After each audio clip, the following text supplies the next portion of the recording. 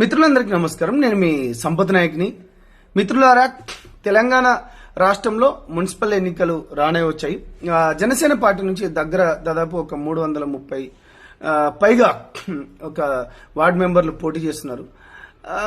అనిరుద్ రెడ్డి గారికి జనసేన పార్టీ పోటీ చేస్తే ఈ అనిరుద్ రెడ్డి గారికి ఏం నొస్తుందో, అసలు ఏమైందో నాకు ఇంత కూడా అర్థం అవ్వట్లేదు. ఇంకేం రోగం పుట్టిందో కొంపదీసి కుంభమేళాలో ఆ మోనాలిసా గారు ఏ విధంగా ఫేమస్ అయిందో మరి ఈ మున్సిపాలిటీ ఎన్నికల్లో మరి ఈ అనిరుద్ రెడ్డి ఏమైనా ఫేమస్ కావాలనుకుంటాడేమో కావచ్చు. తల ఏమైనా తిరుగుతుందా అనిరుద్ రెడ్డి? నీకు పవన్ కళ్యాణ్ గారితో అసలు అనే అర్హత ఉందా బై? నువ్వేం మనిషివి అసలు? నువ్వు తెలంగాణ ఉద్యమంలో పనిచేసినవాడివా? తెలంగాణ ఉద్యమంలో ఎప్పుడైనా చూసినావా? నువ్వు ఏం మాట్లాడుతున్నావు? నువ్వు నిజంగా ఒకసారి అతను ఏం మాట్లాడుతుండో ఒకసారి వినండి. పవన్ కళ్యాణ్ పై జడ్చర్ల ఎమ్మెల్యే అనిరుద్ రెడ్డి ఘాటు వ్యాఖ్యలు చేశారు. 2014లో నిర్మాత లేకుండా ఎన్నికలకు వెళ్లి పవన్ ఫెయిల్ అయ్యారని ఎద్దేవా చేశారు. 2024లో చంద్రబాబు, లోకేష్ ను నిర్మాతలుగా పెట్టుకుని గెలిచారని అన్నారు. ఇప్పుడు మోడీ అనే ప్రొడ్యూసర్ కోసం చూస్తున్నారని ఎద్దేవా చేశారు.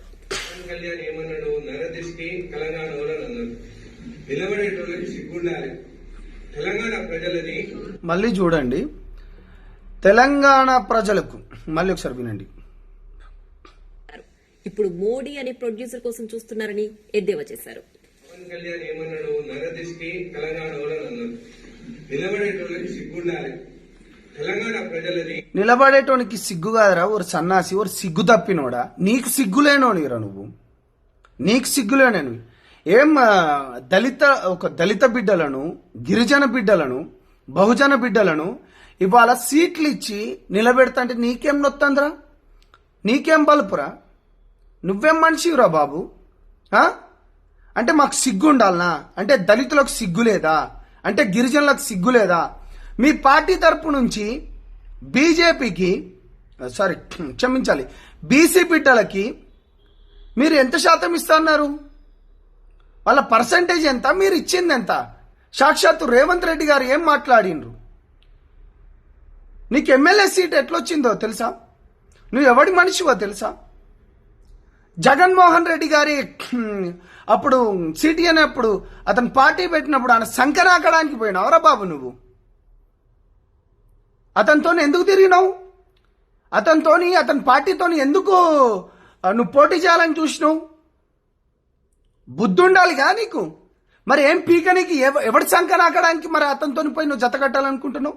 నేను బాజాప్తగా చెప్తున్నా, నేను ఒక సంపద నాయకుని. నా గిరిజన బిడ్డలు, నా లంబాడి బిడ్డలకు అనేక మందికి ఇప్పుడు మున్సిపల్ సీట్లో పోటీ చేస్తున్నారు. అంటే నువ్వేమన్నావు బాబు? నువ్వేం మాటలు మాట్లాడినావు? ఏం మాటలు మాట్లాడుతున్నావు నువ్వు? దిమాకుండి మాట్లాడుతున్నావా? ఎవరికి సిగ్గు ఉండాలి? నువ్వు ఎవరి మనోభావాలు దెబ్బతింటావు? అంటే మాకు సిగ్గు లేదా?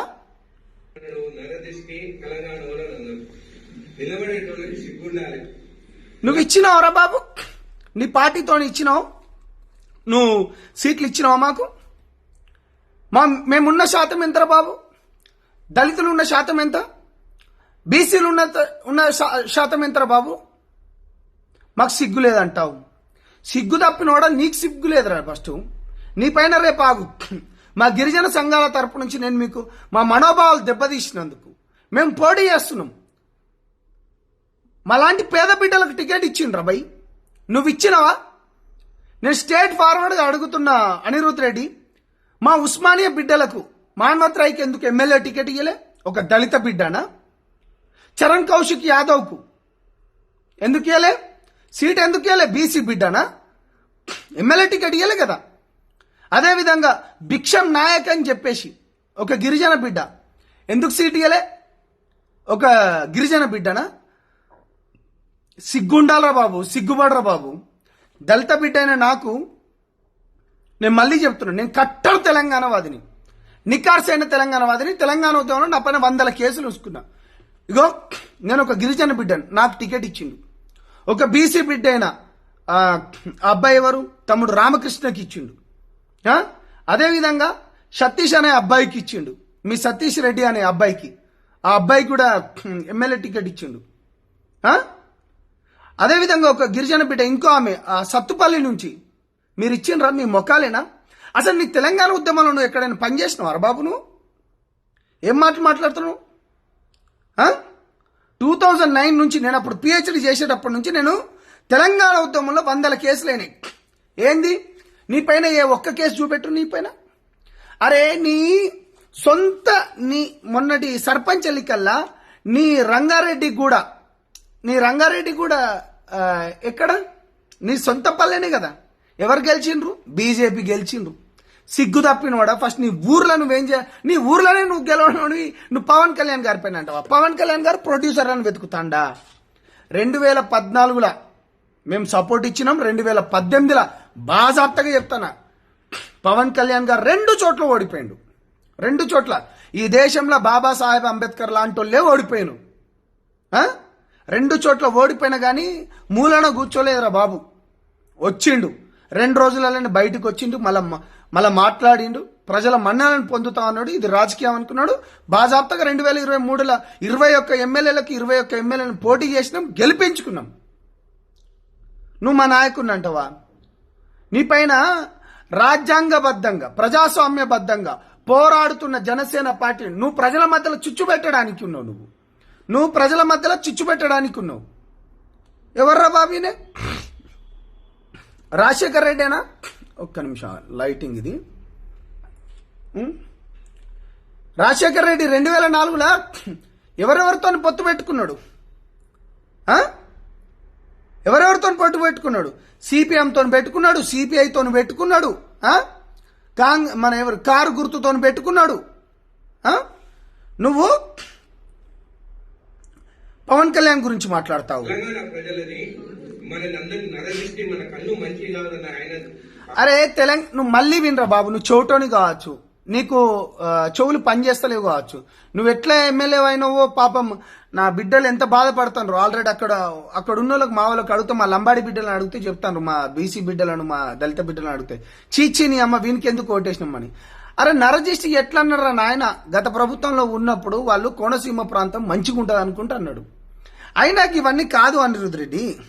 నువ్వు మోనాలిసాను బీడ్ చేయాలనుకుంటే మొన్న సమ్మక్క సారక్క జాతరలా ఎవరినైనా బీడ్ చేయాలనుకుంటే జాతరలో పోయి నువ్వేమైనా ఉంటే ఏమైనా అమ్మో నువ్వు కూడా. అంతేగాని ప్రజాస్వామ్యబద్ధంగా ప్రజల కోసం పోరాడుతున్న బడుగు బలహీన వర్గాల గురించి వాళ్ళకు అధికారం ఇవ్వాలనుకున్న వాళ్ళను నువ్వు మాట్లాడుతూ పవన్ కళ్యాణ్ గారి పైన మాట్లాడితే బాగుండదు. రేపు నీ పైన నిజంగా చెప్తున్నాం, మా బిడ్డలను అవమానపరిచినందుకు, దళిత బిడ్డలను గిరిజన బిడ్డలను అవమానపరిచినందుకు నీ పైన కేసు పెడుతున్నాం బిడ్డ. తస్మాత్ జాగ్రత్త. నువ్వు ప్రజల మధ్యలో చిచ్చు పెట్టడానికి ఉన్నావు. నువ్వు ఎమ్మెల్యే కాదు, నువ్వు ప్రజల కొరకు గెలిచిన ఎమ్మెల్యే కాదు.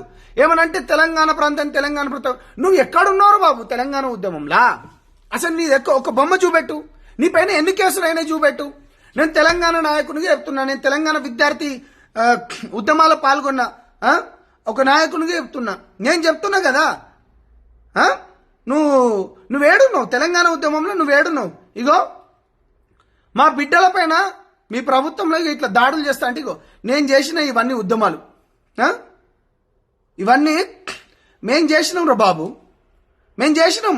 నా పైన ఇదే గద్వాల్ల 8 సంవత్సరాలు తిరిగినా నేను. 8 సంవత్సరాలు హైదరాబాద్ నుంచి గద్వాలకు కోర్టుకి 8 సంవత్సరాలు తిరిగిన. తమాషాలు చేస్తున్నావా పవన్ కళ్యాణ్ గారి గురించి? అవాకులు చవాకులు పేలుతూ. ఒకవేళ నిజంగా నువ్వు ఒక మాట అన్నావు కదా, అసలు డిపాజిట్లే రానన్నావుగా ఒక మాట. మంత్లీ ప్యాకేజ్ స్టాక్ వంచుతాను పేరు తెచ్చుకున్నాడు. ఇప్పుడు నాకు అది సరిపోతలేదు, నా కుటుంబం పెద్దది, ఎట్లా మళ్ళీ ఇప్పుడు ఏం చేసి నాకు అయిపోయింది. మంత్లీ ప్యాకేజ్ స్టాక్ వంచుతాను పేరు తెచ్చుకున్నాడు. నువ్వెవరి దగ్గర ప్యాకేజ్ తీసుకోవడానికి ఉన్నావురా బాబు? నువ్వెవరి దగ్గర ప్యాకేజ్ తీసుకోవడానికి ఉన్నావు? నువ్వు ఎవరెవరి దగ్గర ప్యాకేజ్ తీసుకుంటానో తెలుస్తలేదా? నువ్వు ఎన్ని 100,000 కోట్లు సంపాదించినో చెప్పాలనా? తీస్తాం, అవన్నీ తీస్తా, నీకు అవన్నీ చూపిస్తా. నువ్వు ఎవరెవరి భూములు గుంజుకున్నావు, ఎట్లా చేసినావు, అవన్నీ డెఫినెట్ గా దానిపైన ఏదో పోనీ అనుకుంటా ఊకుంటా అంటే తమాషాలు చేస్తున్నావు నువ్వు. ఇప్పుడు నాకు అది సరిపోతలేదు, నా కుటుంబం మళ్ళా ఇది హై బడ్జెట్ కొన్నిసార్లు హై బడ్జెట్ 1000 కోట్లు పెట్టి ఇప్పుడు ప్యాకేజ్ గురించి అన్నావు. మరి మొన్న 2023లా సిపిఐ పార్టీతో మీ పార్టీ ఎందుకు పొత్తు పెట్టుకున్నది?